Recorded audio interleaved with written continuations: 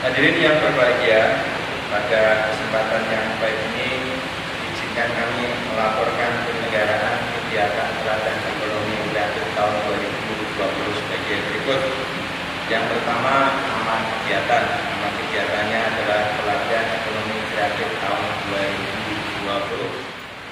2020. Untuk bisa saling bekerjasama dan masalah produk cindera mata yang dapat diekspor bagi Kabupaten Pemalang. Kayaknya kita belum ada ini ya. Mungkin Pak Aris nanti ke depan bisa membangun sebuah etalase di sini untuk memamerkan produk-produk lokal yang mungkin diminati para wisatawan kita. Dasar-dasar lukisan bakar berbatik, siapkan alat yang diperlukan. Salah satu, yuk alatnya sudah.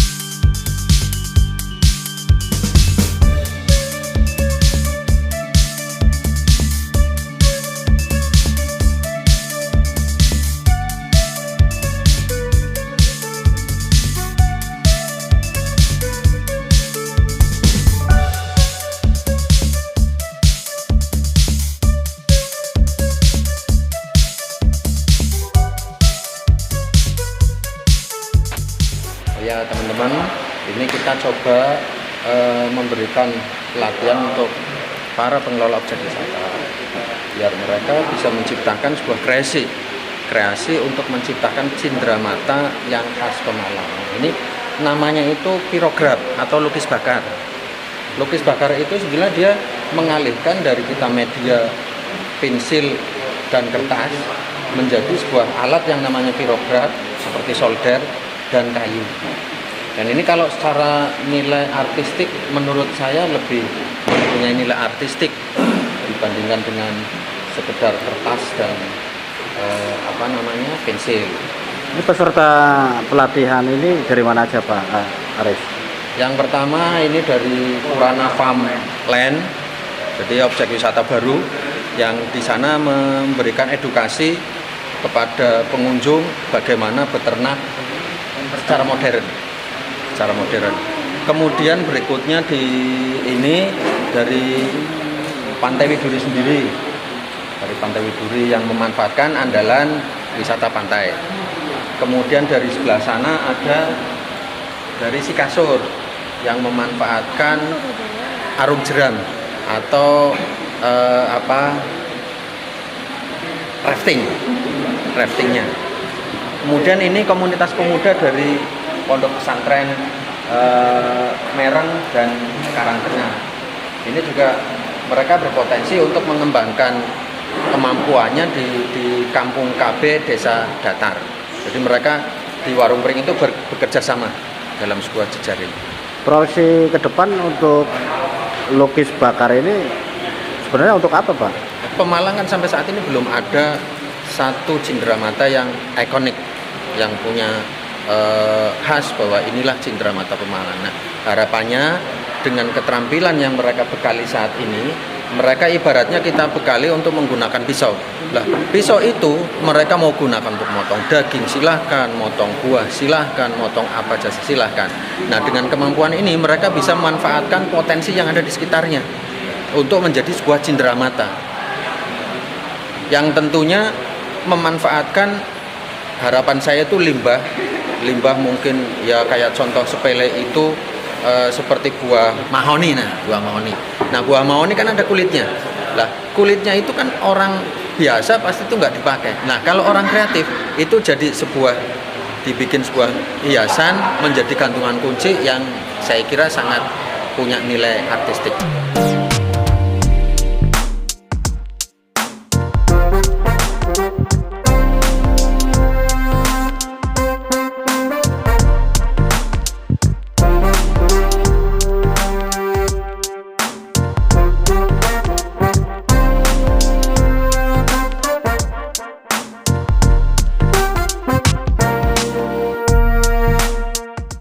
Lukis bakar itu Mas Maknun udah berapa tahun? Kurang lebih 4 tahun. 4 tahun. Itu awalnya belajarnya dari mana, Mas? Awalnya saya gambar-gambar biasa, gambar wajah menggunakan pensil. Kemudian ada teman melihat gambar saya, ngasih saran, pakai ini kayaknya bagus, pakai lukisan bakar, tapi kemudian saya mencobanya. Dan alhamdulillah sampai sekarang ini saya menikmatinya. Butuh berapa lama dari lukis biasa kemudian mentransformasi menjadi lukis bakar ini? Sebetulnya sih tidak lama, ada cara yang lebih cepat menggunakan itu kertas karbon, kertas wajah yang dikopi, ditaruh di atas, di bawahnya karbon, kemudian disalin ke permukaan kain. Di rumah sendiri punya ruang produksi untuk membuatnya? Alhamdulillah sudah didistribusikan kemana aja, atau mungkin ada yang pesan yang paling jauh dari mana itu? Yang paling jauh Sumatera Barat, kemudian ada juga dari Sulsel, Sulawesi. Pak Nun sebagai mentor mentor di acara pelatihan ekonomi kreatif tentang lukis bakar, bagaimana perasaan Mas Maknun? Bangga ya. Terima kasih sekali kepada Dinas Pariwisata sudah memberikan kesempatan kepada saya untuk melatih teman-teman. Bukan melatih ya, tapi saya masih belajar. Cuman perbedaannya saya dengan mereka, saya lebih dulu mungkin ya. Sama-sama belajar, saya masih belajar. Ini lagi belajar dari Mas Maknun, lukis bakar.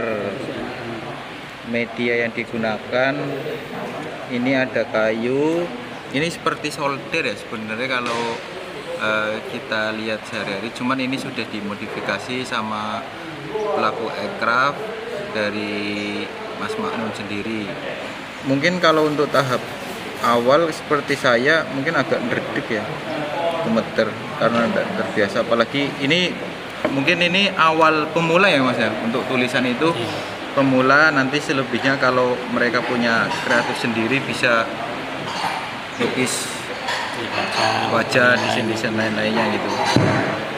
Pendapat Mas Okta tentang adanya pelatihan ini bagaimana pendapatnya? Ini sangat mendukung, nantinya ekonomi kreatif ini yang dari lukis bakar bisa diterapkan di teman-teman pengelola, terutama di wisata-wisata objek wisata yang ada di Pemalang, yang nanti dijadikan sebagai souvenir. Kayak kemarin pun acara kita ada tamu dari luar, ketika pelaku aircraft ini nanti disebarkan ke teman pengunjung, ada nilai. Nah, ada nilai di situ bisa memperluas tambahan di objek wisata tersebut.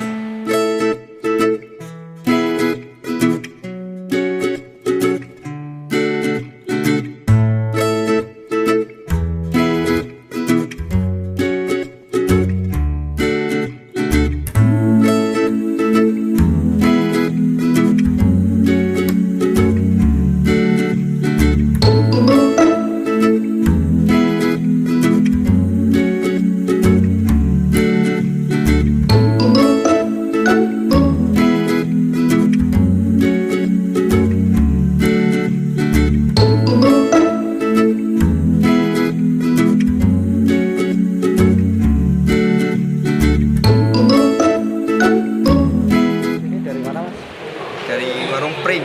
Dari warung pring ya? Ada kesulitan, tingkat kesulitan? Kesulitan banyak. Banyak ya.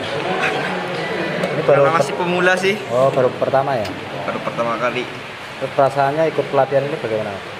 Ya senang. Bisa nambah ilmu, nambah pengalaman.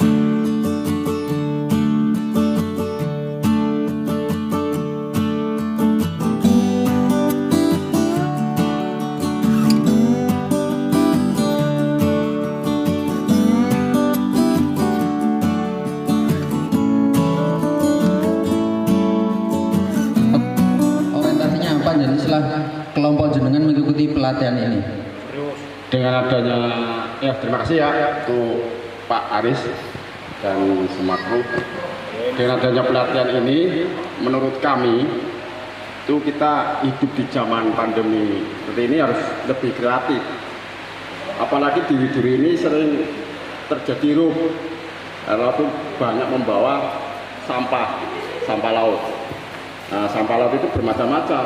Nah, yang sering saya jumpai itu papan atau potongan-potongan papan. Nah, dengan adanya seperti ini kami punya pikiran untuk membuat kreatif seperti ini, seni lukis bakar ini. Itu Pak.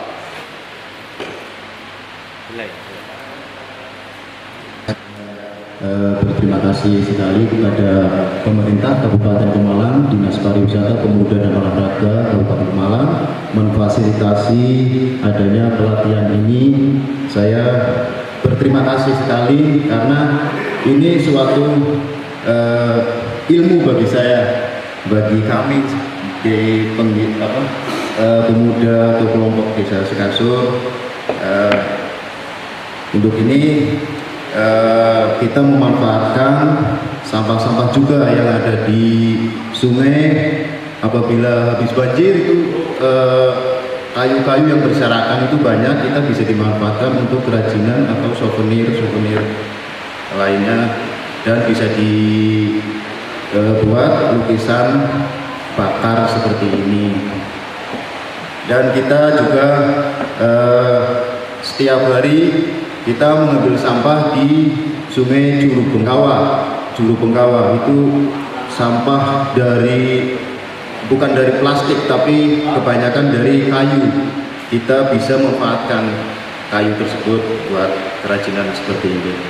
Hasil sementara. Kira saya datang ke Silating itu kapan panjenengan sudah bisa produk, Mas? Kapan, Mas? Dan saya nanti dengan tim datang ke sana. Oke, siap Pak. Kita butuh waktu untuk belajar itu 1 bulan Pak. Nah, Ya. dan orientasi jenengan setelah pelatihan lukis bakar ini kira-kira apa? Silakan. Ya, untuk mengembangkan lagi Pak, dan terus belajar bersama teman-teman yang hari ini bisa hadir.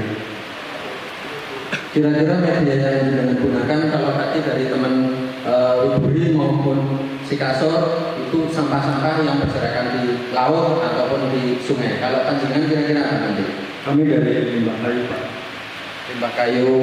Ya, dari bekas deterjen yang nggak terpakai lagi kita ambilin, terus kita bikin kerajinan. Ya, siap. Sama seperti tadi Sikasor. Kalau Wiburi saya memberikan tantangan karena setiap saat saya bisa lihat.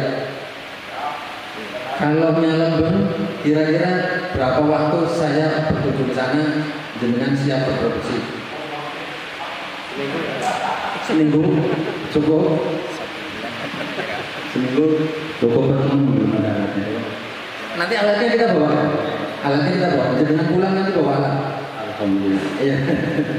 Seminggu cukup berani? Seminggu ya? Deal ya, seminggu luar biasa. Baik, nanti seminggu saya datang ke sana. Nah, ini hasil karya mereka.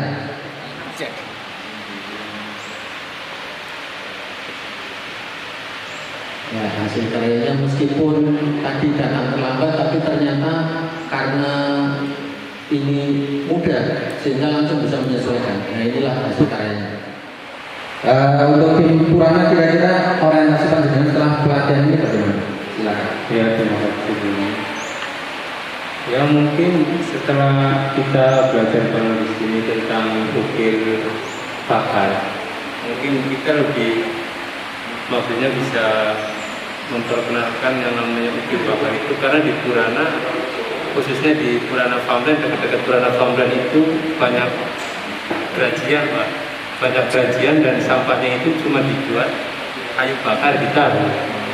Mungkin dengan adanya kita belajar kayak gini, mungkin kita bisa memanfaatkan yang tadinya mungkin kayu itu murah, dengan kita diukir pakai ukiran bakar ini, kita bisa jual dengan harga nilai yang lumayan ketimbang cuma dibakar. Dan di Purana Famlen itu limbah bambu, batok kelapa juga banyak. Mungkin kita bisa bikin apa yang kita pengen, kita kreasikan dengan cara kita ukir pakai ukiran bakar. Dan mungkin kalau kalian pada main ke Purana Famlen, insya Allah bulan Desember kalau emang sehat, kita siap menampilkan karya-karya dari anak Purana Famlen dengan ukiran bakar tersebut. Hasil karyanya ini kita tunjukkan.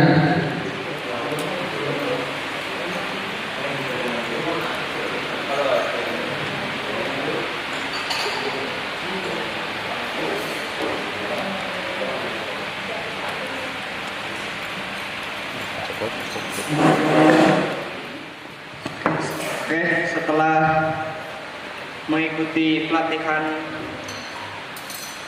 untuk ekonomi kreatif lukis bakar ini, saya memiliki ide untuk mengembangkan bakat saya dari yang hanya bisa sketsa wajah di kertas. Mungkin saya akan mengembangkannya dari sketsa wajah menggunakan teknik lukis bakar ini. Mungkin bukan hanya sketsa wajah, mungkin yang saya akan buat aksesoris dengan ukiran-ukiran dari lukis bakar ini, kemudian kaligrafi timbul yang diukir dengan lukisan bakar ini. Nah, ini sementara tampilannya seperti ini.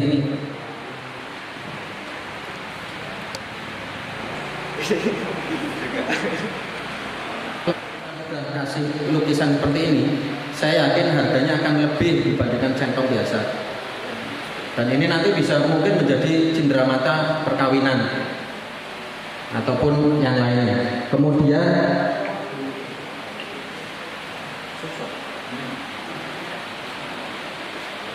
ini juga alat dapur juga, alat dapur.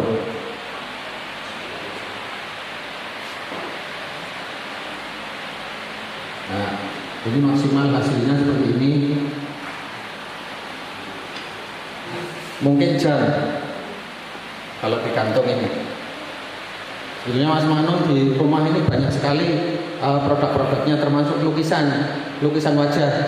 Mas Manung juga menerima pesanan lukisan wajah kalau ada yang mau lukis prewedding juga siap. Mudah-mudahan seperti yang tadi disampaikan oleh Pak Edin, ya, kita tidak berhenti sampai di sini. Ya, kita tidak berhenti sampai di sini, tapi justru kita mulai dari sini dengan memproduksi sebuah cenderamata yang khas untuk Kabupaten Pemalang. Tentunya dengan kearifan lokal di tempat masing-masing. Tadi dari Widuri dan Sikasur itu memanfaatkan limbah sungai dan laut, kemudian dari Nyalembeng itu bergajian, termasuk dari Purana nanti juga kejadian, sehingga nanti akan meningkatkan perekonomian keluarga. Saya kira itu yang dapat saya sampaikan. Sebelum kita akhiri pertemuan ini, marilah kita tutup bersama-sama dengan bacaan hamdalah. Alhamdulillah. Bila itu wassalamualaikum warahmatullahi wabarakatuh.